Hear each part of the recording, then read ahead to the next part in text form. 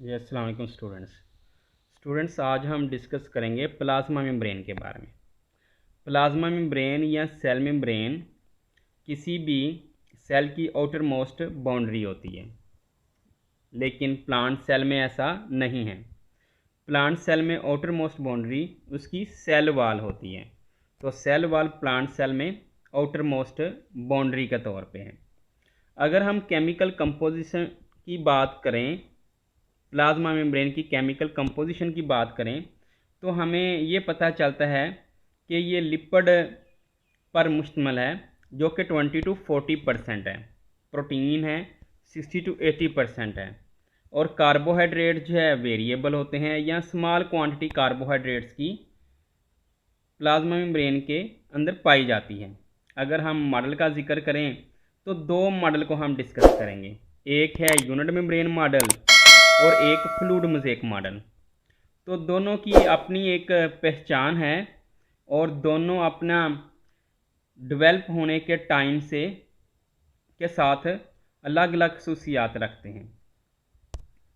जैसे unit membrane model, Dawson और Daniel ने 1935 में यूनिट मेम्ब्रेन मॉडल के बारे में डिस्क्राइब किया था। और यूनिट मेम्ब्रेन मॉडल बहुत सिंपलेस्ट मॉडल के तौर पे है, जिसमें ये बताया जाता है लिपिड बाई लेयर जो है सैंडविच होती है बिटवीन टू प्रोटीन लेयर से, आउटर साइड और इनर साइड से। तो इस तरह लिपिड बाई लेयर जो है सैंडविच की तरह है, और जिसके दोनों साइड से ऊपर और नीचे जो है प्रोटीन मौजूद है, और ये बेसिक स्ट्रक्चर को रिप्रेजेंट करती है सेल मेम्ब्रेन के। मॉडर्न टेक्नोलॉजी इसको सपोर्ट नहीं करती। Modern technology lipid by layer के बारे में ये कहती है कि lipid by layer is not sandwich between two protein layers. तो ये बात आपने याद रखनी है। अगर हम इसके स्ट्रक्चर की बात करें तो हमें यहाँ पे जो स्ट्रक्चर दिखाया गया है यूनिट मेम्ब्रेन मॉडल का, उसमें हमें ये दो ग्लोबुलर मॉलिक्यूल्स नज़र आ रहे होंगे जो ऊपर और नीचे दो लेयर्स की फॉर्म में हैं, और ये लिपिड बाई लेयर कहलाते हैं। इसके ऊपर पर्पलिश कलर की प्रोटीन मौजूद है जो आउटर साइड और इनर साइड पे मौजूद है, और उसने सैंडविच किया हुआ है लिपिड बाई लेयर को, जो कि दो फास्फोलिपिड आमने सामने लिपिड बाई लेयर बनाए हुए हैं, उनके ऊपर और नीचे जो है प्रोटीन मौजूद है।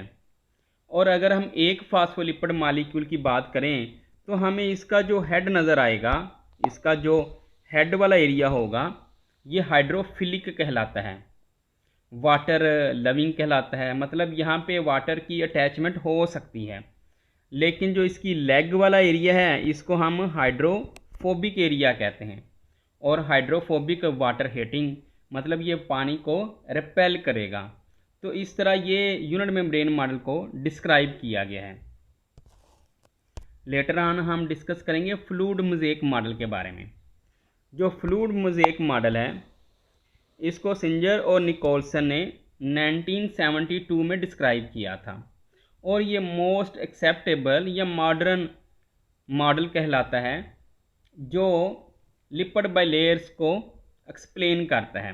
वो कहता है lipid by layer is not sandwich, ये सैंडविच नहीं है प्रोटीन लेयर्स के दरमियान में, बल्कि प्रोटीन जो है एम्बेडेड है लाइक अ मोज़ेक। एम्बेडेड का मतलब धन से होना, लिपिड के अंदर मोज़ेक मैनर। मोज़ेक मैनर क्या चीज़ होती है? बेसिकली मोज़ेक वर्ड बोला जाता है कशीदाकारी के लिए। तो ये कशीदाकारी की हुई है, जैसे कपड़ों के ऊपर तारे और मोतियों का काम होता है, तो सेम इसी तरह उस चीज़ को भी मोज़ेक कहा जाता है। जैसे रंगीन पत्थरों से कोई नक्शो नगार बनाए हों, उसको मोज़ेक कहा जाता है। तो ऐसे ही समझ लें जैसे पानी के अंदर बोट मौजूद हो, और जैसे ही लिपिड मॉलिक्यूल्स मूव करते हों जिसकी रिजेम्बलेंस पानी से है, तो बोट भी हल्के से हचकोले ले रही होती है। तो सेम ऐसे ही इस मॉडल को डिस्क्राइब किया गया, जिसको हम मोज़ेक मैनर कह रहे हैं। और ये fluid mosaic model most acceptable model है, तो ये बात भी याद रखनी है आपने। अगर हम इसके स्ट्रक्चर की बात करें, फ्लूइड मोज़ेक मॉडल के स्ट्रक्चर की, तो यहाँ पे हमें ये पता चलता है कि जो मोज़ेक जिसको हमने कश्ती से रिजेम्बलेंस दी, वो यहाँ पे एम्बेडेड है प्रोटीन की फॉर्म में, लिपिड बाइलेयर के अंदर। यहाँ पे देखें, लिपिड मॉलिक्यूल्स के अंदर एम्बेडेड है प्रोटीन के मॉलिक्यूल्स। और साइंटिस्ट इसको डिस्क्राइब करते हैं, कुछ दो तरह की प्रोटीन होती हैं। जो इनर साइड पे एम्बेडेड होती हैं उनको हम इंट्रिंसिक प्रोटीन का नाम देते हैं, और जो प्रोटीन्स बाहर की सरफेस पे होती हैं उनको एक्सट्रिंसिक प्रोटीन का नाम दिया जाता है। यहाँ पे कार्बोहाइड्रेट का भी बड़ा अहम रोल है। कार्बोहाइड्रेट अगर प्रोटीन के साथ जुड़े हुए हों तो हम ऐसे स्ट्रक्चर को ग्लाइकोप्रोटीन कहते हैं, और अगर ये ग्लूकोज मॉलिक्यूल जो है लिपिड के साथ जुड़े हुए हों, लिपिड मॉलिक्यूल्स के साथ, तो हम इसको ग्लाइकोलिपिड कहते हैं। इसी लिपिड बाइलेयर के अंदर कोलेस्ट्रॉल मौजूद होता है, और ये कोलेस्ट्रॉल इसकी फ्लूइडिटी को कम करता है। बेसिकली कोलेस्ट्रॉल जो है बॉइलिंग पॉइंट को बढ़ाता है, मेल्टिंग पॉइंट को बढ़ाता है, और कोलेस्ट्रॉल यहाँ पे प्लाज्मा मेम्ब्रेन की फ्लूइडिटी को कम करता है। फंक्शन की बात करेंगे, तो जब हम फंक्शन की बात करेंगे तो बहुत सारे फंक्शंस एसोसिएटेड हैं प्लाज्मा मेम्ब्रेन के साथ, जिसमें ट्रांसपोर्ट भी है और भी हैं, जैसे मूवमेंट भी है, जैसे इम्पल्स ट्रांसमिशन भी है, और इस तरह से हम इनको बारी बारी डिस्कस करेंगे। सबसे पहला जो फंक्शन बताया जाता है वो है सिलेक्टिव परमीबिलिटी का। प्लाज्मा मेम्ब्रेन सिलेक्टिवली परमिएबल होती है। ये कुछ चीज़ों को बॉडी से अपनी से गुजरने देती है, कुछ चीज़ों को नहीं गुजरने देती, इसलिए इसको डिफरेंशियली परमिएबल, सेलेक्टिवली परमिएबल और सेमी परमिएबल भी कहा जाता है। इस लिहाज से अगर हम देखें तो ये कुछ मटीरियल को रेगुलेट करती है, अपनी बॉडी से पास होने देती है, और कुछ को नहीं पास होने देती। इस चीज़ के हवाले से देखें तो हमें पता चलता है कि जो लिपिड सॉल्युबल मॉलिक्यूल्स होते हैं, लिपिड सॉल्युबल किनको कहते हैं, जैसे अल्कोहल, पेट्रोल, बेंजीन, क्लोरोफॉर्म, ये लिपिड सॉल्युबल हैं। ये इजीली क्रॉस कर देते हैं सेल मेम्ब्रेन से, जबकि कुछ और मॉलिक्यूल्स भी हैं जैसे small gas molecules, water, glucose, ये न्यूट्रल होते हैं, इनके ऊपर कोई चार्ज नहीं होता, और इनके चार्ज ना होने की वजह से ये इजीली क्रॉस कर जाते हैं सेल मेम्ब्रेन से, बीइंग न्यूट्रल होने की वजह से। और एक बहुत ही इम्पॉर्टेंट बात जो है, आयंस जो कि चार्ज्ड होते हैं, ये सेल मेम्ब्रेन से क्रॉस नहीं कर पाते, इनको डिफ़िकल्टी का सामना करना पड़ता है, और ये स्पेसिफिक जगहों से ही सिर्फ क्रॉस कर सकते हैं। और इस तरह हम कह सकते हैं कि आयंस को डिफ़िकल्टी का सामना होता है क्रॉस करने में सेल मेम्ब्रेन से। नेक्स्ट हम डिस्कस करेंगे ट्रांसपोर्ट के हवाले से, कि कुछ ट्रांसपोर्टेशन का भी इसका फंक्शन है, जैसे ऑस्मोसिस। ऑस्मोसिस एक ऐसा प्रोसेस है जिसमें हम बात करते हैं कि वाटर मॉलिक्यूल्स की मूवमेंट होती है एरिया ऑफ हायर कंसंट्रेशन से एरिया ऑफ लोअर कंसंट्रेशन की तरफ। जैसे यहाँ पे हमारे पास एग्जांपल की सूरत में एक सेल मेम्ब्रेन दिखाई गई है यहाँ पे, और इसके दोनों साइडों पे एक तरफ रेड डॉट्स सुक्रोज मॉलिक्यूल्स हैं, दूसरी तरफ वाटर मॉलिक्यूल्स हैं। तो वाटर मॉलिक्यूल्स मूव करेंगे एरिया ऑफ हाई कंसंट्रेशन, जहाँ पे इनकी तादाद ज़्यादा होगी, उससे उस तरफ जिस तरफ इनकी तादाद कम है, रेड डॉट्स की तरफ। तो इस तरह ये है osmosis, through a semi permeable membrane ये काम हो रहा है, और वाटर मॉलिक्यूल्स की मूवमेंट हो रही है। ये दो चीज़ें डिस्कस की गई हैं। लेटर ऑन हम डिस्कस करेंगे पैसिव ट्रांसपोर्ट और एक्टिव ट्रांसपोर्ट के बारे में।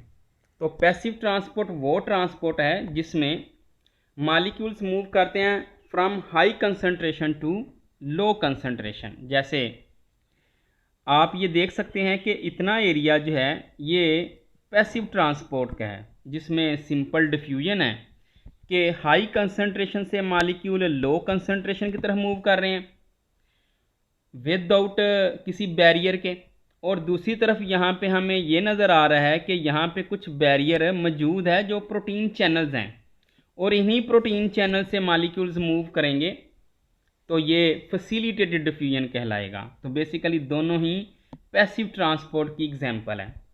दूसरी तरफ जब हम एक्टिव ट्रांसपोर्ट की बात करेंगे तो एक्टिव ट्रांसपोर्ट में हमारे पास प्रोटीन चैनल्स होते हैं जो एनर्जी की मदद से फैसिलिटेट होते हैं या एनर्जी की मदद से वो ड्राइव्ड होते हैं, और इस तरह ये लो कंसंट्रेशन से movement toward the high concentration की तरफ हो रही है।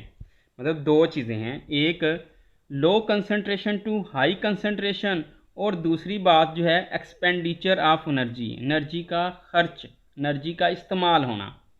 जब भी एनर्जी का इस्तेमाल और low concentration to high concentration material की मूवमेंट होगी तो हम उसको एक्टिव ट्रांसपोर्ट का नाम देंगे। तो ये बात आपने याद रखनी है। लेटर ऑन हम डिस्कस करेंगे। हमारा फोर्थ पॉइंट है एंडोसाइटोसिस के बारे में।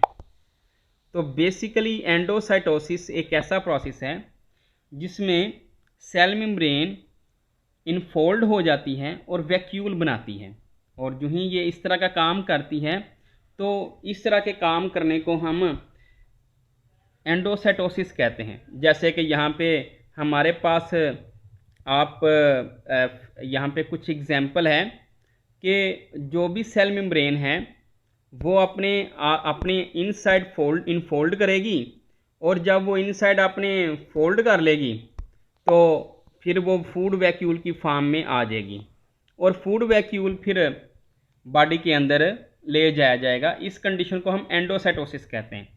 इसकी दो एग्जांपल्स हैं, एक है फैगोसाइटोसिस और एक है पिनोसाइटोसिस।